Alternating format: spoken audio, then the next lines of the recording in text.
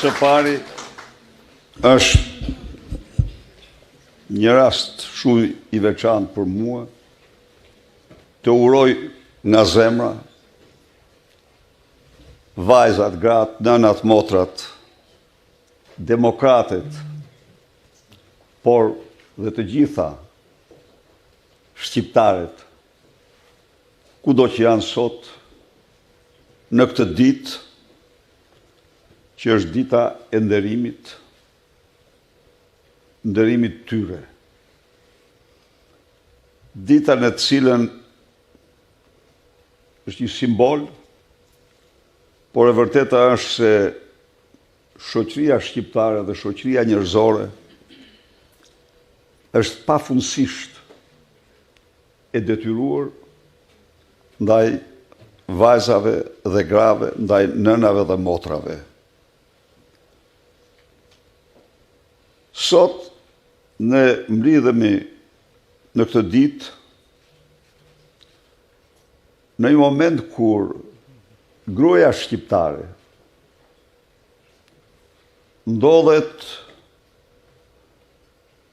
në vitet më të vështira, ndër më të vështirat e saj.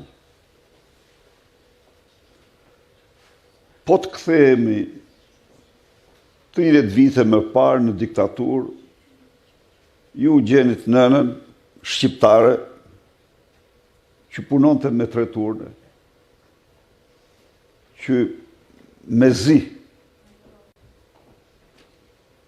pregadiste, me zi ushqente dhe vishte fëmijët e tij, fëmijët e saj,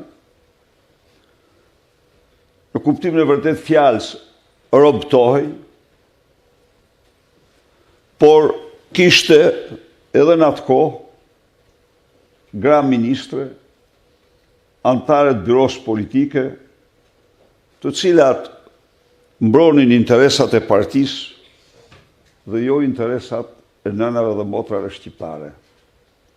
Sot, po të kthehemi, pas 30 vite,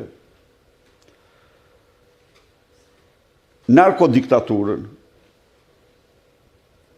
apo diktaturën e bandave, ato të cilat e vuajnë më shumë se të gjithë të tjerët janë nënat, gratë dhe vajzat.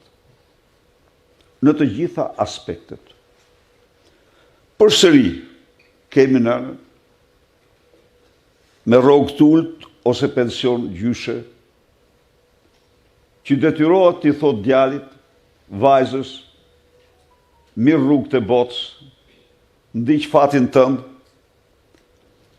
sepse nuk të mbaj dot, sepse nuk të ushqej dot, sepse nuk jetojmë dot më zbashku, nuk kemi të ardhura. Sepse të ardhurat e saj, me të ardhurat e saj është faktuar që 41% e familjeve nuk ushqejnë dot fëmijët në mënyrë të përshtatshme, sepse janë në limitet e varfërisë. Pra, ka një situatë dramatike të nënave dhe grave shqiptare. Ka ministre, ka deputete. Do t'u jap një shembull. Para një viti, qeveria franceze i akordoi qeverisë shqiptare 60 milion euro të destinuara për ndihmën e grave. Dhe ç'është e vërteta, unë e vlerësova. Po pse ku shkuan ato? Ato u futën në buxhet për t'u vjedhur. 60 milion euro nuk ishin pak. Se me 60 milion euro mund të zbusje kredit e mira grave në biznes. Me 60 milion euro mund të mbështesje mira start-upe të tyre. Mund nërmidhje pra, ishte plus që ligji e kërkon se në ato 60 milion euro të ofruara ndihmë bujare, do të fushë dhe ti një fond. Do të fushë dhe ti një përqindje për të treguar, por aty ky fond kaloi i tëri, u trupzuar në buxhet dhe humbi krejtësisht destinacionin e tij. Pse u ndala këtu? U ndala këtu tek shëmbëltyra. Edhe atër kishte antarë byroje politike, edhe atër kishte organizat gruaje, edhe sot ka disa ministre,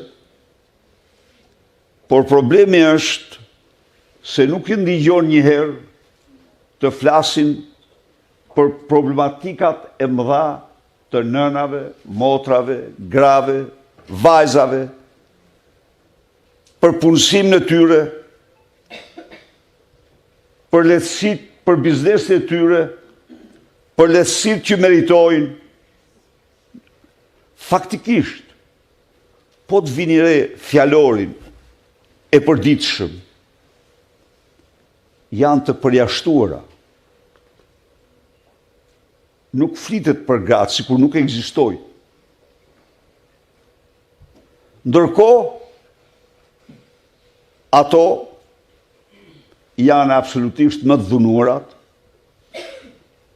ndofta në të gjithë Europën.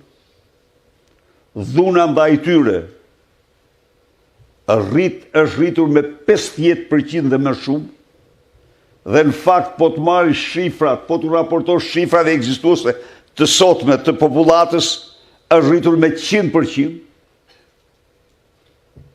e të gjitha formave. Përsëri për to nuk flitet. Nuk është e rastit. Kryeministri Edi Rama është kryeministri më mizogen që ka patur Shqipëria ndonjëherë dhe që ka njohur Europa. Ato shpërthime që pat ju pa qira Tovolinës, ato janë të zakonshme në mbledhjen e Këshillit të Ministrave. Janë të zakonshme në ditën e tij të punës. Ndaj dhe ai nuk thot dot një fjalë të vetme në mbrojtje, në mbështetje të grave dhe vajzave. Nuk ka një projekt të vetëm. Nuk mund të tregoj kjo qeveri një projekt të vetëm, me cilin ajo lufton për suksesin e tyre.